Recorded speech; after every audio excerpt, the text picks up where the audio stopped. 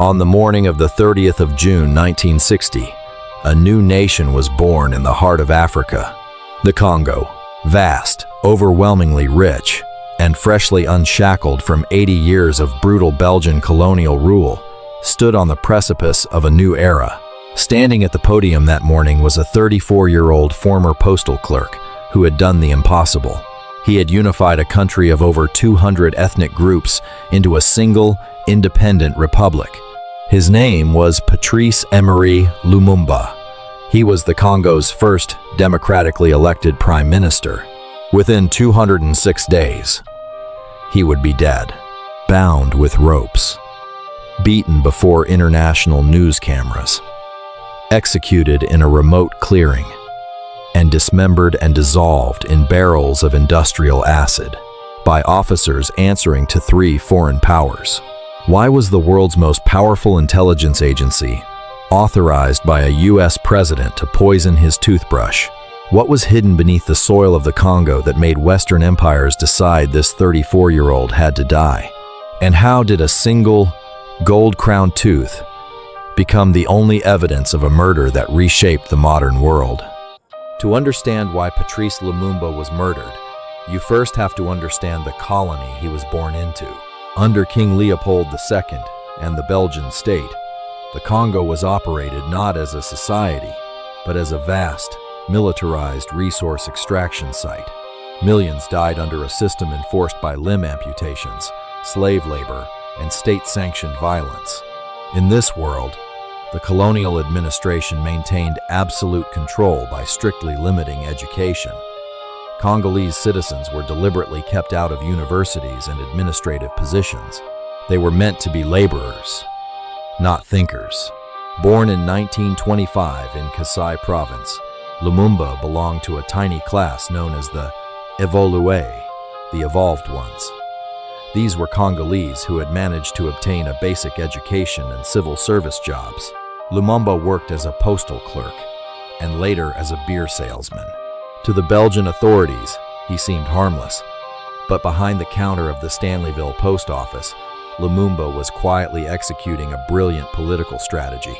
As a postal clerk, Lumumba had access to the one thing the Belgian colonial regime feared most: information.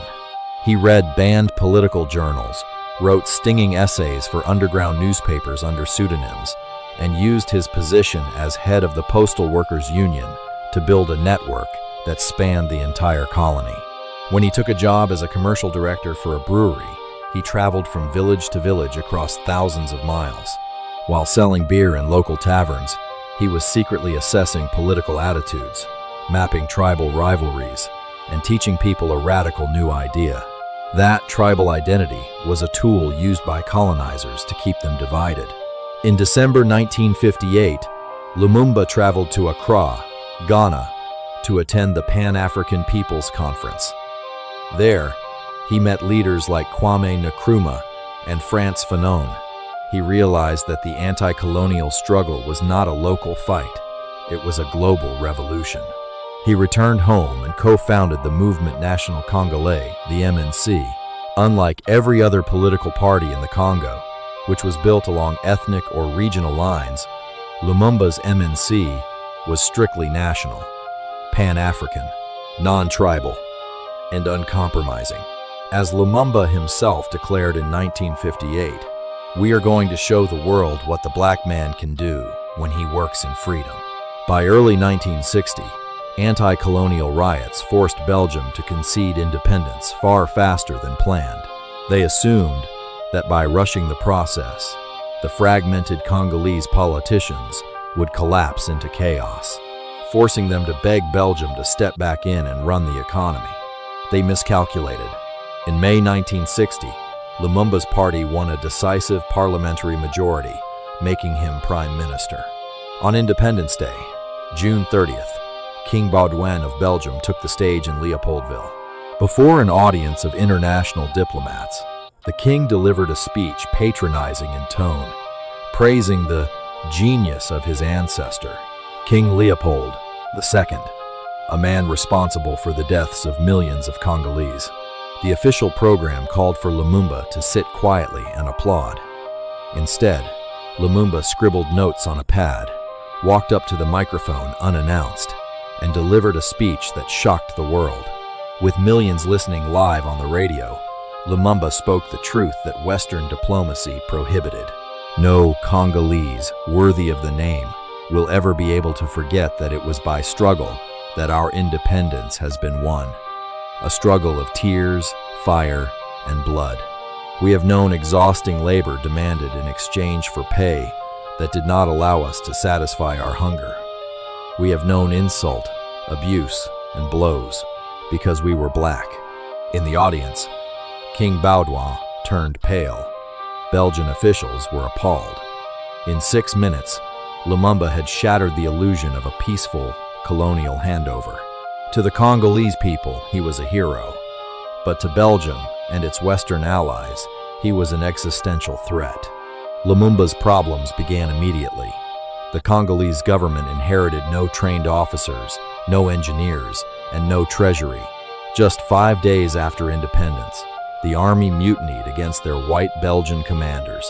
Taking advantage of the chaos, Belgium deployed troops back into the country without Lumumba's consent. Then came the masterstroke. Katanga, the southernmost province containing over 60% of the nation's mineral wealth, declared independence under Moise Tshombe, a puppet leader funded by Belgian mining conglomerates. Why was Katanga so critical? It wasn't just about copper or cobalt. It was about an element that was shaping the Cold War. Uranium.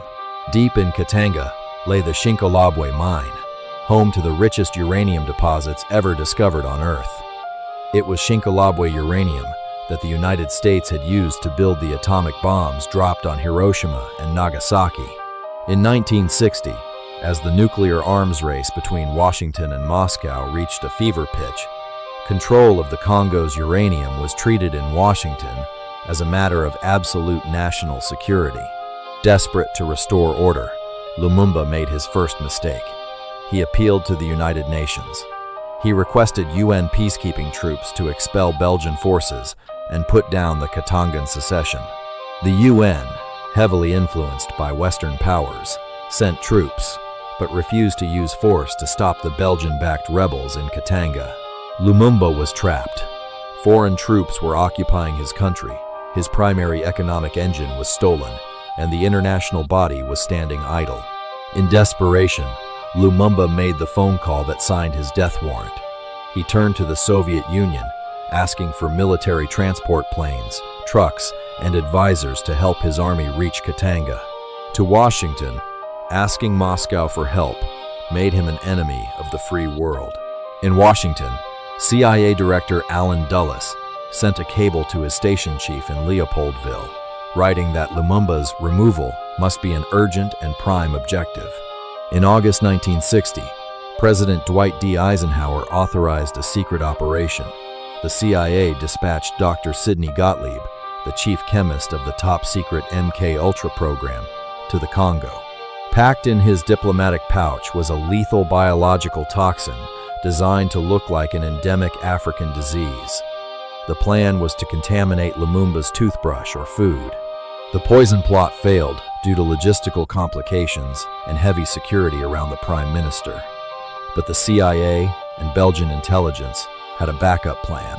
They didn't need poison if they could find a traitor inside Lumumba's inner circle. They found him in a 30-year-old former journalist whom Lumumba had personally appointed as Chief of Staff of the Army, Joseph Désiré Mobutu. On the 14th of September 1960, supported by CIA funding and Belgian intelligence, Colonel Mobutu announced a military coup. He suspended parliament, dismissed Lumumba from office, and placed him under house arrest at the Prime Minister's residence. Surrounding the house was a surreal double cordon of soldiers, an inner ring of UN peacekeepers meant to protect Lumumba, and an outer ring of Mobutu's troops waiting to arrest him the moment he stepped outside. For over 2 months, Lumumba remained trapped inside his home. But on the stormy night of the 27th of November, 1960, hidden in the back of an ordinary car, Lumumba slipped past the guards. His goal was to travel over 400 miles to Stanleyville, his political stronghold. where his supporters had established a loyal government. Had he reached Stanleyville, he could have reclaimed control of the nation. He almost made it. But on December 1st, while crossing the Sankuru River, Lumumba made a fatal error. He crossed back to the riverbank to help his wife and young child, who had fallen behind. Mobutu's soldiers caught up with him. The photos captured that day shocked the world. The democratically elected leader of the Congo, hands bound tightly behind his back, dragged through the dirt, forced to eat his own speeches, and beaten in full view of international journalists. In his final letter to his wife, Pauline, written from prison, Lumumba wrote, "Without dignity, there is no liberty. Without justice, there is no dignity. And without independence, there are no free men." Lumumba was taken to a military prison in Thysville, but even behind bars, his influence was dangerous. He began convincing his guards to mutiny, realizing that keeping him alive posed a constant risk of a populist uprising. Mobutu, Belgian officials, and the Katangan rebels agreed on a solution. On the 17th of January, 1961, Lumumba and two faithful allies, Maurice Mpolo and Joseph Okido, were placed on a plane bound for Elizabethville, the capital of Katanga, the capital of his worst enemies. Throughout the flight, Belgian and Congolese guards beat the three bound men relentlessly. Flight logs reveal the pilot warned the crew that the beating was so violent it was throwing the aircraft off balance. On arrival, they were taken to a villa known as the Villa Bruez. For hours, they were tortured in the presence of Belgian officers and Katangan ministers. At 9:45 p.m., a convoy of military vehicles drove deep into the savannah, stopping beside a large tree. A shallow grave had already been dug. A firing squad made up of Katangan soldiers, commanded by Belgian Captain Julien Gat, took position. Lumumba asked for a moment to pray. His request was denied. First, Joseph Okido was shot. Then, Maurice Mpolo. Finally, Patrice Lumumba was tied to a tree. At 10:45 p.m., the volley was fired. He was 35 years old. He had governed his country for just 67 days. The murder was meant to be secret, but the perpetrators realized that if a grave was found, it would become a shrine, fueling a revolution. 2 days later, a Belgian police officer named Gerard Soit was ordered to make the bodies disappear forever.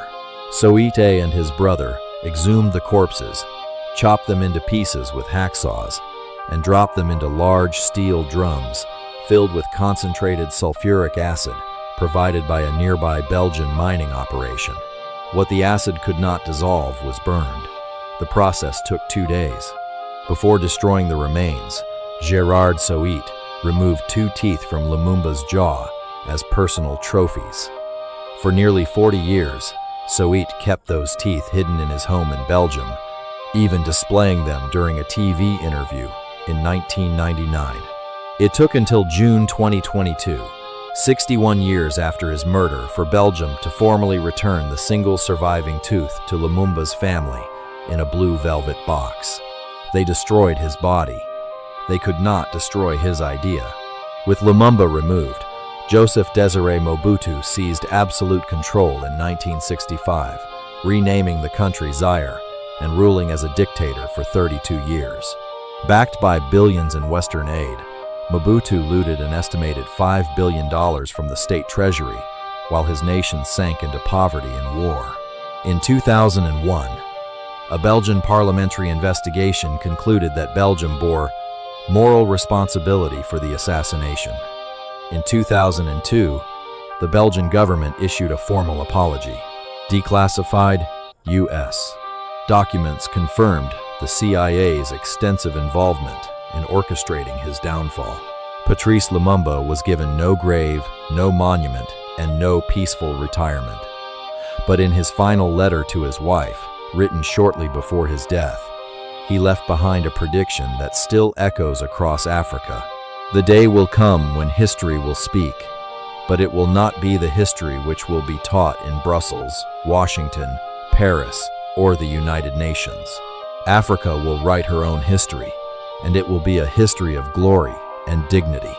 If this story opened your eyes to a part of history that was almost erased, hit the like button and subscribe. Turn on notifications for more untold stories of the leaders who shaped our world.